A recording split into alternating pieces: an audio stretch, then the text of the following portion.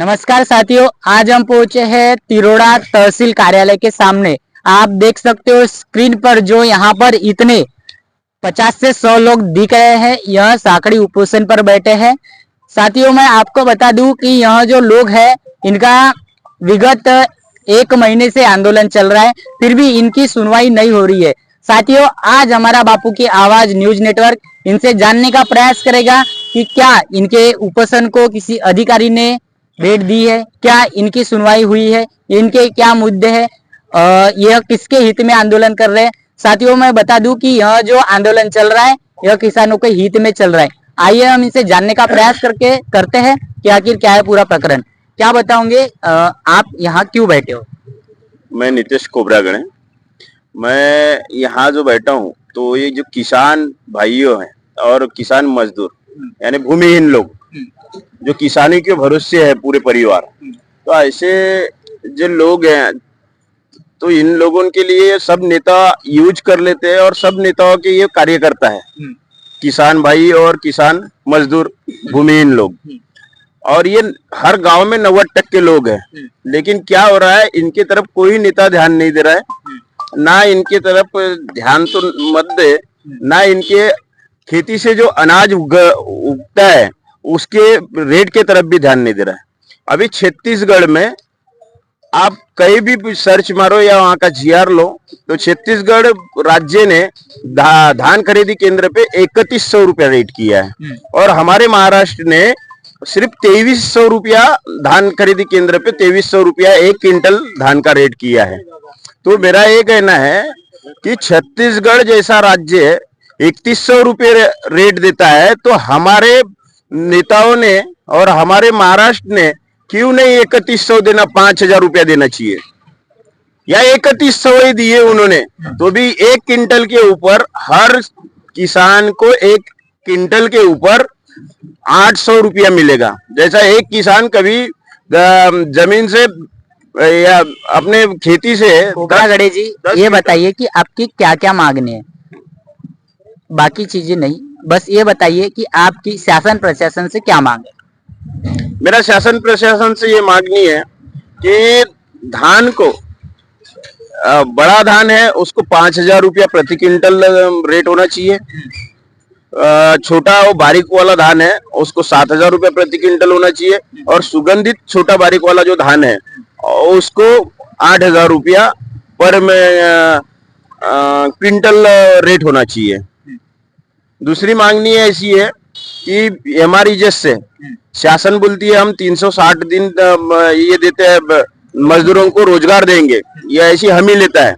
तो इनका भूमिहीन लोग हैं और मजदूर है और किसान है, ये रोजगार हमी के कार्ड है इनके पास सभी के। तो इनका जॉब है खेती किसानी, तो उन्होंने 360 दिन के निर्णय के तहत इनको हेक्टरी 15,000 रुपया आधार कार्ड के द्वारा उनको 15,000 रुपये हेक्टरी मजदूरी देना चाहिए, जैसे घरकुल में 18,000 रुपया मिलती है वैसी। ये दूसरी मांगनी है। तीसरी हमारी मांगनी है कि खेती किसानी करने वाले जो लोग हैं यानी किसान और मजदूर, इनके लड़के के लिए टीचर नहीं रहे बहुत दिन तक के, अभी टीचर मिले हैं तो भी कम मिले हैं। तो हमारा कहना ऐसा है कि बड़ा वह गांव में बड़ा जो आदमी है उसका लड़का जहाँ पढ़ाई करता है वहाँ एक क्लास के लिए यानी पहली क्लास के लिए 4 टीचर रहते हैं और यहाँ पहली से 7वीं तक के 2 टीचर रहते हैं। तो हमारी मांगनी है कि जो गरीब मजदूर और किसान है इन लोगों के लिए उसका जो लड़का जितने क्लास तक के पढ़ना चाहता है, जितनी डिग्री करते तक के, वो डॉक्टर डिग्री करे, वो इंजीनियर करे, हवाई अड्डे पे हवाई जहाज चालक बनने की उसकी सोच हो, या कोई भी डिग्री करना है भारत में तो निःशुल्क होना चाहिए, उसको कोई भी पैसा नहीं लगना चाहिए, वो लड़के को फ्री में पढ़ाना चाहिए, लड़की को फ्री में पढ़ाना चाहिए भारत सरकार ने और महाराष्ट्र सरकार ने। ये हमारी मांगनी है तीसरी। और उसको नौकरी के लिए अप्लाई करते समय अर्ज भरना है तो उसको कोई फीस नहीं लेना चाहिए, उससे फ्री में उसको नौकरी का जो अर्ज होता है उसका वो अप्लाई करते समय एक्सेप्ट करना चाहिए। अच्छा, ऐसे आपके ये कितने तीन- टोटल मांगे हैं?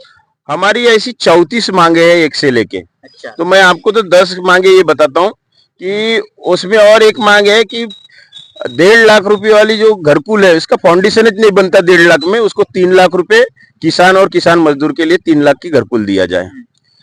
जिले में जितने शासकीय धान खरीदी केंद्र है वो साल भर निरंतर चालू रहना चाहिए, नियमित। ये 2 महीना चालू रहता है, 2 महीना बंद रहता है, और ये पिक करो और बंद हो जाता है, ये नहीं रहना चाहिए। तो उसके बाद की हमारी मांगनी है कि 24 घंटा हमारे को विद्युत होना चाहिए खेती में, वाटर पंप के लिए। जो 8 घंटे ये रद्द करना चाहिए और 24 घंटा हमारे को विद्युत होना चाहिए। उसके बाद में हमारे किसान और किसान मजदूर बहुत ही दिक्कत में चल रहे हैं। उनको जो सौर बिजली घर घर बिजली योजना आई है तो उसको बिना सब्सिडी देना चाहिए, पूरा अनुदानित, यानी पूरे की पूरी माफ करके, कोई बैंक का कर्ज वर्ज नहीं होना चाहिए उसके ऊपर। ऐसी वो भी मांग है। उसके बाद में 2011 से जनगणना हुई है तो 2011 तक की हुई है, 2011 से आज तक की जनगणना हुई नहीं है गरिबी रेखा की, दारिद्र्य रेषेखालील लोकांची जनगणना झालेली नाही। और वो जनगणना नहीं होने से बहुत सारे लोग वंचित है, और बहुत सारे लोग वंचित होने से, जैसा एकाध के यहाँ ऐसा ना हो भगवान करे, तो आपका कहना है जनगणना होना चाहिए। जनगणना होना चाहिए और उसमें कुछ परिवार आते हैं उनको शामिल करना चाहिए, तुरंत होना चाहिए, ऐसा हमारा कहना है। उसके बाद में शासकीय तालाब रहे या लिपटी रहे नदी के ऊपर लगी हुई, वो जो पानी आता है शासकीय तालाब का किसानों को दिया जाता है रबी के लिए बोलो या खरीफ फसल के लिए, तो उस फसल के लिए उन्होंने फ्री देना चाहिए। तो ये 1 एकड़ के ऊपर 317 रुपए लेते हैं खरीफ, यानी अभी बारिश के पानी का, और बाद में वो रब्बी देते हैं, जब उनाड़ी फसल बोलते हैं, वो उनाड़ी फसल रब्बी के लिए ये 864 रुपया लेते हैं प्रति एकड़। वो एक भी रुपया नहीं लेना चाहिए, मुफ्त देना चाहिए। अच्छा, आपकी ये जो 34 मांगे हैं, ये सब मांगे आपने शासन प्रशासन तक पहुंचाई है क्या? आपने कुछ, आपकी ये मांग है ऐसा कुछ अर्ज या उनके तक ये बात पहुंचाई है?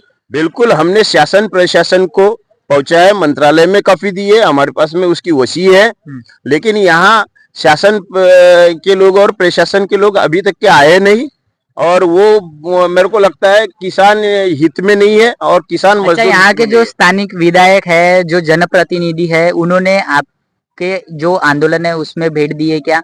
क्या आपकी बात उन्होंने सुनी है? कोई पदाधिकारी आए नहीं अभी तक के, अधिकारी भी नहीं है यहाँ पे, कि तहसीलदार तक के नहीं है। 1 महीना हुआ तो इतना किसान और किसान मजदूर क्या यानी विरोध करते हैं ये लोग। यानी मैं यहाँ नीतीश कोबरागढ़े बैठा हूँ और ये इतने लोग जो है ये किसान और किसान मजदूर है, लेकिन हमच नहीं बैठी है। हर गांव की समस्या है और हर किसान की है। छत्तीसगढ़ 800 रुपया ज्यादा दे रहा है प्रति क्विंटल के ऊपर, और हमारा महाराष्ट्र 800 रुपया पेमेंट वही धान के ऊपर कम दे रहा है। इसलिए आपने 2 दिन के पहले न्यूज लगी थी कि ट्रक वहाँ ये हुए करके पकड़े गए करके सीमा पे।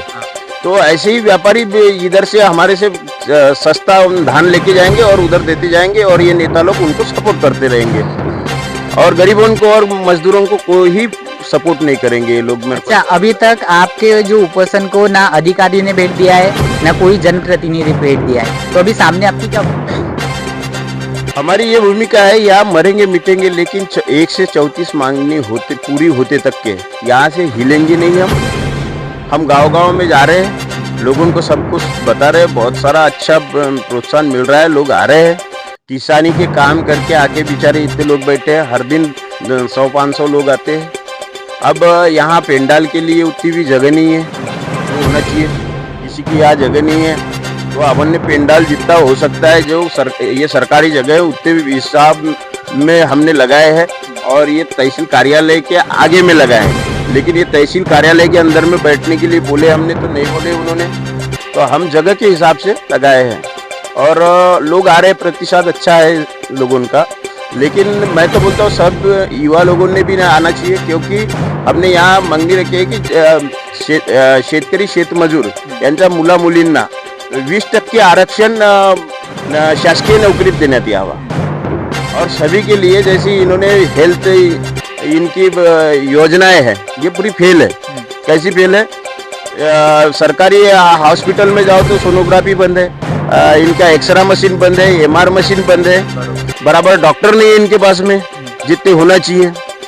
तो वो योजना के लिए वहाँ से रिस्पांस मिलता है, लेकिन वहाँ मशीन बंद है तो प्राइवेट में जाना पड़ता है, तो योजना का कोई लाभ मिलता नहीं। दूसरी बात, कोई अच्छे हॉस्पिटल में जाओ तो इनकी कोई वो आयुष्मान भारत भी नहीं चलती, महात्मा ज्योतिराव आरोग्यदायी बीमा भी नहीं चलती। वो बोलते हैं ये बीमा की बात में कर रहे हो तो, और ये योजना के बारे में तो यहाँ होती नहीं, दूसरे हॉस्पिटल में देखो। ऐसे बहुत जो पेशेंट होते हैं मजदूर और किसान भाइयों के, ये जगह पे गुजर जाते हैं, रास्ते में गुजर जाते हैं, लेकिन इनके लिए रास्ता नहीं है।